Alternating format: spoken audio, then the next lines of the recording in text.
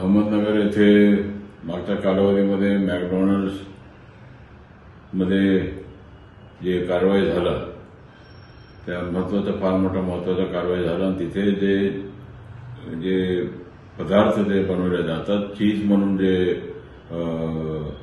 Nugget असतील इतर जे वस्तू असतील चीजमध्ये बनवून देणारे ग्राहकांना त्याच्यावर फार मोठा कारवाई आपण मागच्या वेळी कारवाई केलं होतं आणि त्याच्यामध्ये भेसळ आढळून आलेला आहे आणि त्याच्यामध्ये चीज हा तेलापासून तयार केलं दुधापासून तयार केलं आणि थोडाफार चीज असं टाकून ग्राहकांना दिशाभूल करणारा कारवाई या मॅकडॉनल्ड्स कंपनीच्या माध्यमातून फार मोठ्या प्रमाणामध्ये या राज्यामध्ये सुरू झालेला आहे. त्या दृष्टिकोनातून धाड सत्र फार मोठ्या प्रमाणामध्ये आपण केलेलं आहे.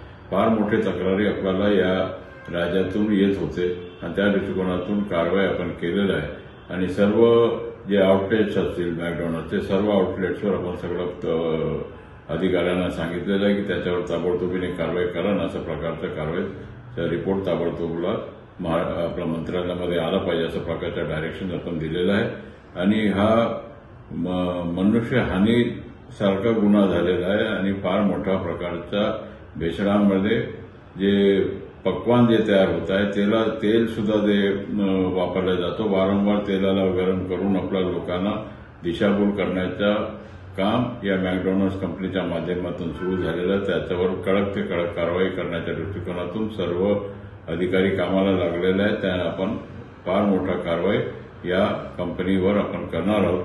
महाराष्ट्र शासन खंबीरतेने याबद्दल विचार करत आहे आणि त्या दृष्टिकोनातून कडक कारवाई केल्याशिवाय राहणार नाही इतकंच मी या निमित्ताने सांगू इच्छितो.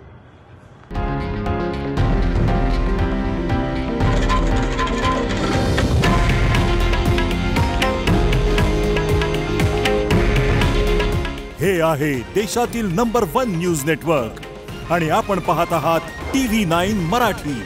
काळजी तुमची, हित महाराष्ट्राचं.